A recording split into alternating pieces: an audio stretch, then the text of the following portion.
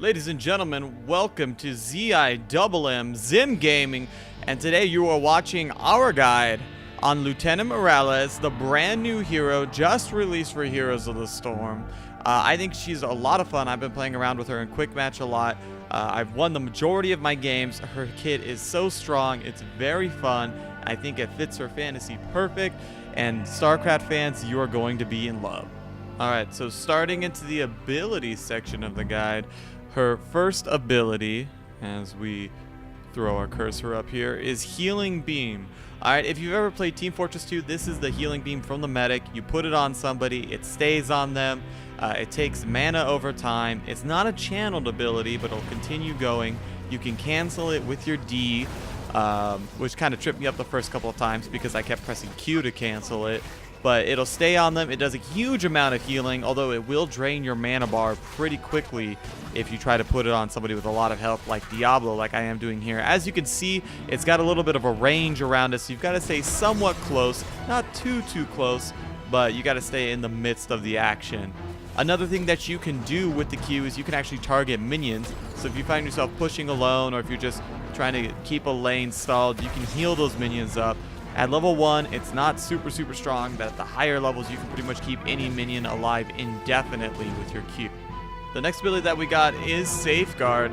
What it does is it decreases incoming damage to the targeted hero by 25% for 3 whole seconds. So this is basically a targeted block ability. And it doesn't just do basic attacks, it doesn't just do spells, it does everything. So any form of damage that comes in will be reduced by 25%.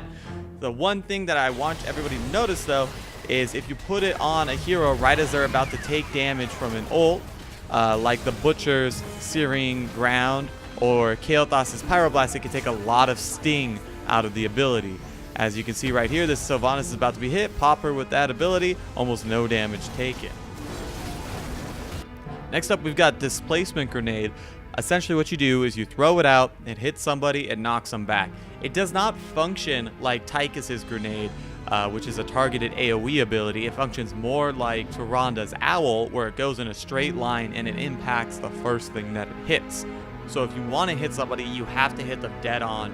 You can't target it on the ground 2 feet in front of you and have it explode. It'll only explode once it comes into contact with somebody.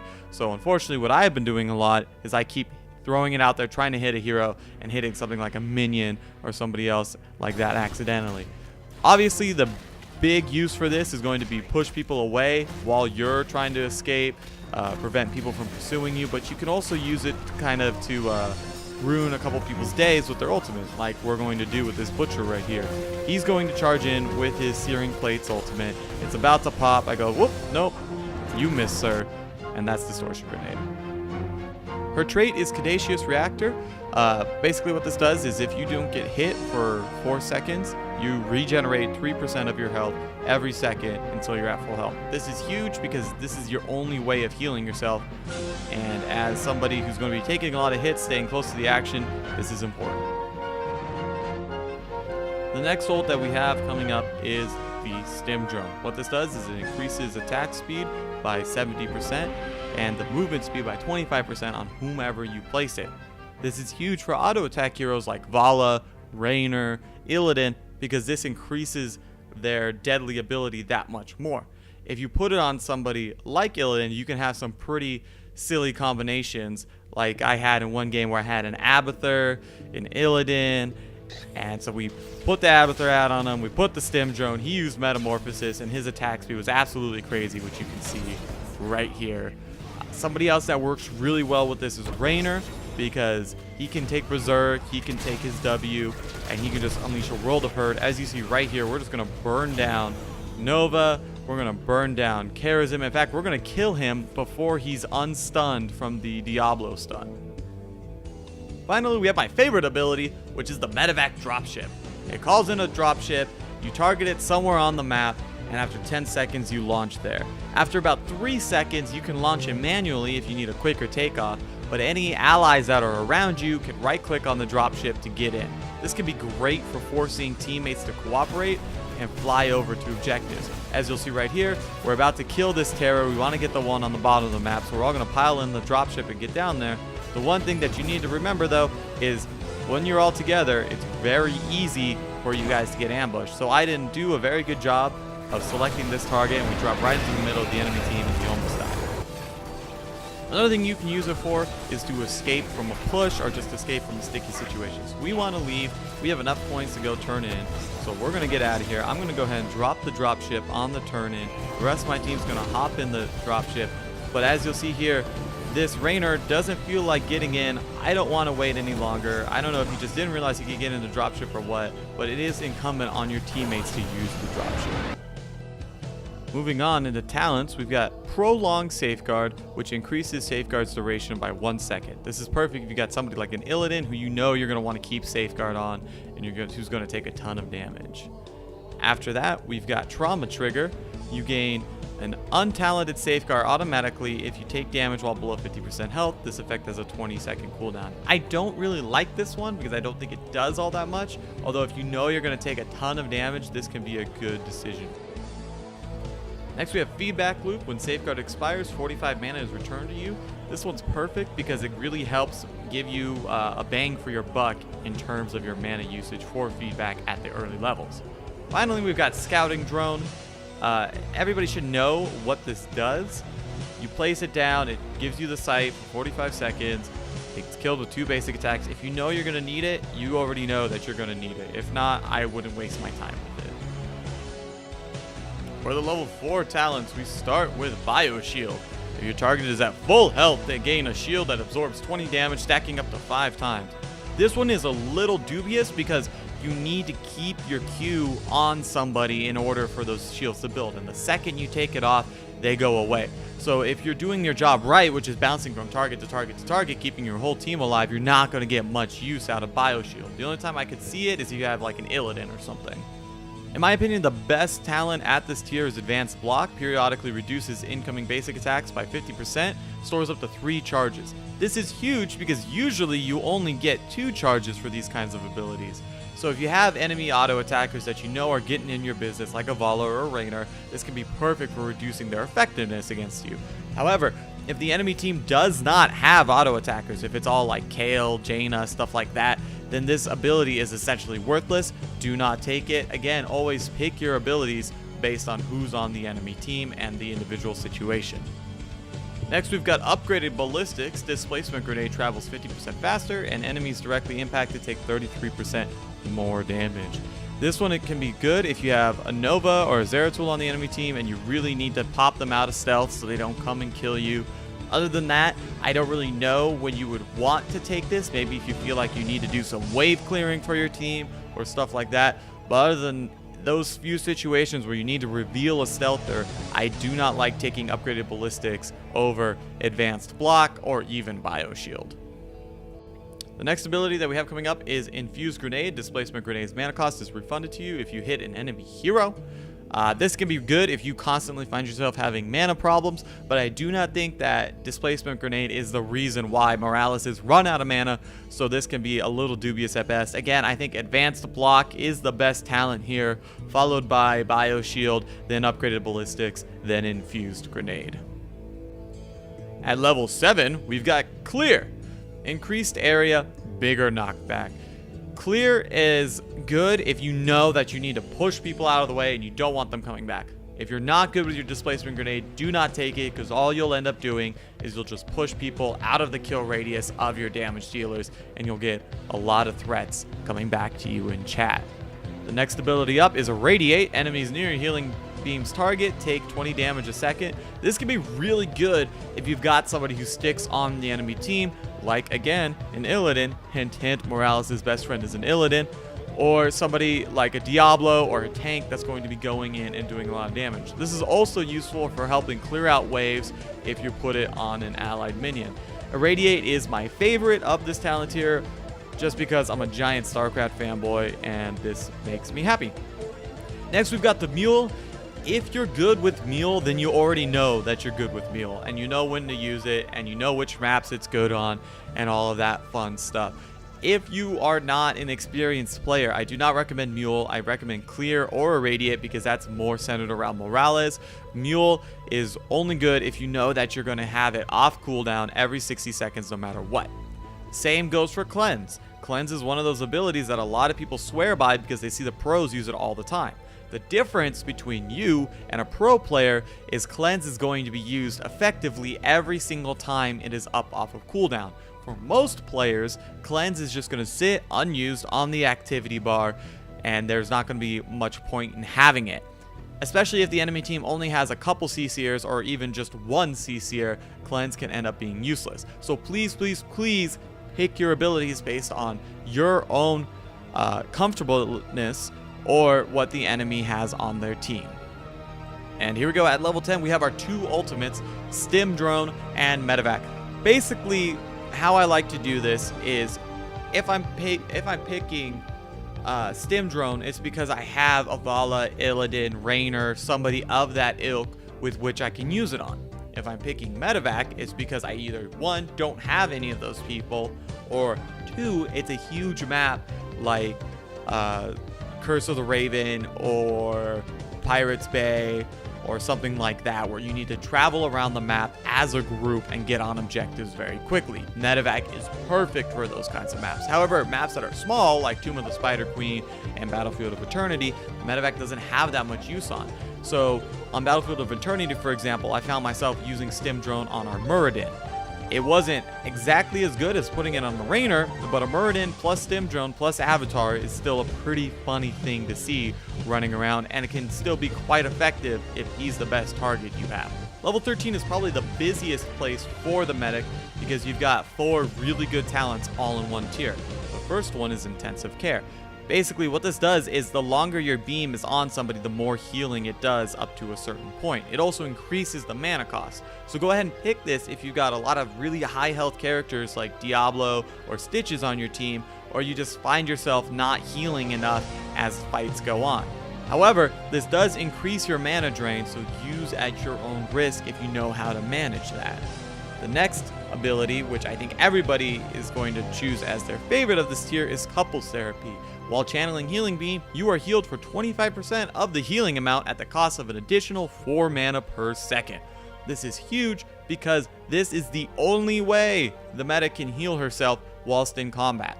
So if you know that you're taking tons of damage, if they've got a lot of AoE, if you find yourself always low, Couples Therapy is the choice for you. It gives you that much more durability, and an alive healer is better than a dead healer. However, if you don't find yourself taking all that much damage and you've got a couple good tank targets, Preventative Care can be huge because it can really ruin a Vala, an Illidan, a Sergeant Hammer, a Raynor's Day, when suddenly every time they attack something, they're now attacking it 25% slower. Again, perfect for people like Illidan, who are going to be diving in, Misha, who's going to be diving in, just anybody who you know is going to be hit. Preventative Care can be huge. However, if the enemy team doesn't have an auto attacker, then there's absolutely no reason to pick it. So make sure that you choose based on what the enemy team is showing you. Finally, we have Spell Shield. Like the improved block, you have 3 charges that reduces ability damage by 50%. This can be huge if the enemy team has a Nova, because that'll take out her entire combo and it'll let you just walk away with most of your health. Pick this if you know you're getting assassinated by Novas and those kinds of people. If not, Couples Therapy is probably going to be better for you in the long run for keeping you alive. At level 17, we have Inoculation. Increases Safeguard's initial damage reduction to 50% for the first 1.5 seconds. This is what you want to take if the enemy team has those high burst damage abilities, like Kael'thas, or the Butcher, or Nova. Take this, ruin someone's ult, it's perfect for that.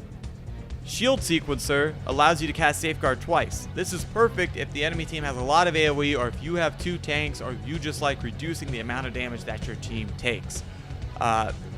You can theoretically string it to increase the length of a Safeguard on a single target by just recasting it as soon as it's over. So this one has a lot of utility, which makes it a really good, strong choice. System Shock. Displacement Grenade slows enemies by 50% for 4 seconds. The slow amount decays over its duration. This is good if you have no other CC on your team and you really need to get it. Other than that, I would rather take the upgrades, Inoculation and Shield Sequencer, over a slow for your Displacement Grenade. However, if you really need that CC, this is one way to get it. Finally, we have Second Opinion. Reduces displacement grenade's cooldown by 2 seconds, and it now holds a second charge. This is perfect if you put all of your other abilities into displacement grenade. It lets you toss them out like crazy. You've almost always got a displacement grenade. You can clear waves with it. You can push back enemies with it. Take Second Opinion if you're using displacement grenade. Otherwise, if you're not using displacement grenade that much, don't pick it. Alright, moving on to level 20.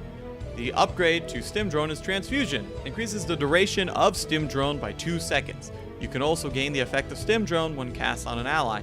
This is pretty big because it lets you keep up with whoever you Stim packed, so you can continue healing them, and it just increases the duration. Again, perfect if you're using it in like kind of a big combo build with Illidan or Raynor, otherwise not that useful. Next up, we've got Medbay. Out of all of the level 20 talents, I think this one is the worst. Medevac heals nearby allies and everybody aboard for health per second. If you find yourself doing a lot of combat drops or, taking people, rescuing them out of combat with your Medevac, this could be useful, but I just don't see it being that good unless everybody's on Skype or TeamSpeak and you know that you can use that Medevac to get everybody and save them from a fight. So I would not recommend Medbay. And coming up, we got Caduceus Reactor 2.0. This is what you're going to be taking 85% of the time at level 20 with the medic. While Caduceus Reactor is active, you restore 8 mana a second and gain a shield that absorbs 50 damage, stacking up to 5 times. Basically, you get a lot of mana back, and now suddenly you're increasing your durability, which is huge for the medic because she has 2 problems, mana and durability. This one helps alleviate both of those. Plus, because it's a trait, it activates without you having to press something, which means you're going to get the most benefit out of it. If not, you're going to go ahead and take Storm Shield. Activate to give all nearby allied heroes a shield for 20% of their max health for 3 seconds. If you know how to use Storm Shield, if you know the situations where Storm Shield will be good, if the other team has a ton of AoE and wombo combos, pick it. If not, don't let it sit on your activation bar. Just take Caduceus Reactor. Alright, so now that we're done with talents and everybody, Medic has a lot of good choices. Just take whatever fits the situation. Don't take stuff that doesn't fit the situation. This is probably one hero where you just can't mindlessly grab a build and do fine. So without any further ado, let's head on into the tips and tricks. The first thing we're going to talk about is positioning. Where should you stand with the medic? Well, you should stand behind anybody who you're healing. However, if that person's on low health and trying to escape from an enemy, stand in between that enemy and your teammate, especially if you have couples therapy. You'll heal, they'll heal, and by the time you get to low health, they should be at full health and should be ready to help you get away in turn. The next question you're going to ask yourself is, well, when should I use Safeguard? The answer is you're going to want to use Safeguard whenever somebody's about to take a lot of damage that you want to mitigate. So when a tank goes in, when somebody's targeted by Kael'thas's Pyroblast, when you just know that they're getting wailed on, those are all good times to use Safeguard because it'll help people stay alive. If you know someone's about to die, Safeguard's not going to do anything because it doesn't stop the damage from coming in, it just makes less of it be there. Try to use it when people still have a chance to survive, otherwise you're just going to waste your cooldown. The next piece of the puzzle is to figure out who Morales combos well with. In my opinion, you have your obvious choices like Raynor, Illidan. However, I think people like Medevac, who have a kit that has an inbuilt fragility, really benefit from having a Morales. The Q will keep them alive, and Safeguard will help give them mitigation that they don't otherwise have. This means that his kit is free to do all of the terror that it has inbuilt without suffering a penalty for being so fragile. The next piece of the puzzle is when to use Medevac effectively. The answer is just to try to use Medevac as much as humanly possible. The cooldown is so short and it's so useful, it's hard to imagine a time where you wouldn't want a Medevac. Try to realize though that it's going to take practice. You're going to have to build instincts up for when it is safe to Medevac to or from somewhere. You may end up putting your team in a situation where they all just simply die. Also remember that Medevac relies on your teammates actually getting into the dropship. So if they don't get into the dropship, there's nothing you can do about it. It's an ability that's made better by having everybody on Skype, but in my experience, it isn't at all necessary. Most people are pretty good about right-clicking. Understand how strong your Q can be. it can keep somebody up in a situation where normally they would be taking a lot of damage, or with another healer that would have trouble just keeping them topped off at full health. Your Q is extremely powerful and can be used to make tanks out of people who aren't. But don't try to take a Tyrande and turn her into a warrior, because it's just not going to work. I think the most important advice I can give with Morales is the fact that she, more than anybody else in Heroes of the Storm right now, really depends on what map you're playing on, who you're playing with, and who you're playing against to choose her talents. Her builds do not have a straight cookie cutter build that is quote unquote the best in every single situation. You're going to need to see if the enemy team has auto attackers, if the enemy team has mages, if your team has auto attackers, if your team has mages. Are you playing on Spider Shrines? Are you playing on Garden of Terror? These are all things that can drastically change how you're going to build Morales, and the only way you're going to understand that is if you play games with her. Notice how, unlike my last guide, I did not include any sort of builds with her. That's because I firmly believe that every single game you should be building Morales just a little bit different.